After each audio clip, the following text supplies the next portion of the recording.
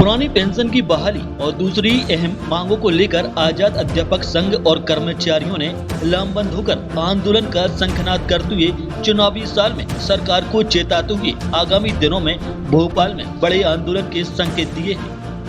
स्थानीय रविंद्र भवन में आजाद अध्यापक संघ के बैनर तले रविवार को शिक्षक संगठनों और दूसरे कर्मचारियों ने सरकार के खिलाफ लामबंद होकर पुरानी पेंशन बहाली और नियुक्ति दिनांक से वरिष्ठता की मांग को लेकर हुंकार भरी।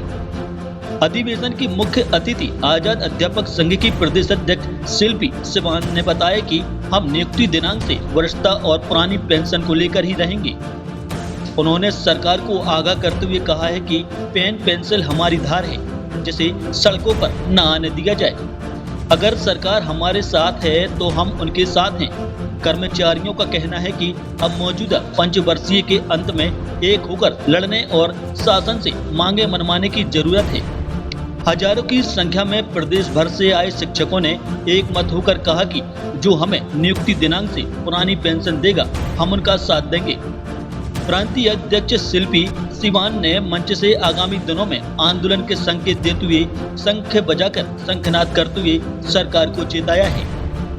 क्योंकि जैसा कि सभी को ज्ञात है कि अध्यापक संवर्ग जो है और अन्य कर्मचारी संगठन जो है, इनकी पुरानी पेंशन जो है वो 2005 से बंद कर दी गई है। लेकिन अध्यापक संवर्ग की जो सबसे बड़ी पीड़ा है वो ये है कि 2018 में हम लोगों को नए शिक्षक संवर्ग में नियुक्ति दी गई, जिससे हमारी जो वरिष्ठता है वो शून्य हो चुकी है। तो जब तक हमारी वरिष्ठता नहीं होगी तब तक हमें पुरानी पेंशन या अन्य जो लाभ हमें मिलते हैं वो हमें प्राप्त नहीं होंगे। इन सब बातों को देखते हुए हम विगत 4 सालों से अलग अलग मंचों और अलग अलग बैनरों के माध्यम से हम सब जो है अपनी बात को उठा रहे हैं। तो चूँकि माननीय मुख्यमंत्री जी तक शायद हम लोगों की बात पहुंच नहीं पा रही है, इस हेतु हम लोगों को ये अधिवेशन रखना पड़ा, और जिसमें हमारा मुख्य मुद्दा है नियुक्ति दिनांक से वरिष्ठता के साथ पुरानी पेंशन जो बहाल करनी चाहिए। ये तो निश्चित बनी बात है कि यही एक समय और एक मौका होता है कि हर कर्मचारी, हर विभाग का कर्मचारी अपनी बातों को बताने के लिए या बोलने के लिए सरकार पर दबाव बनाता है। और हमारा जो संघर्ष है वो आज का संघर्ष नहीं है। हम लोग विगत जो है 98-97 से संघर्ष करते आ रहे हैं, और इसके लिए बताने की आप लोगों को भी ज़रूरत नहीं है कि जिस सरकार ने हमारी बात नहीं सुनी तो तख्त भी पलटा है और गद्दियाँ भी छीनी हैं।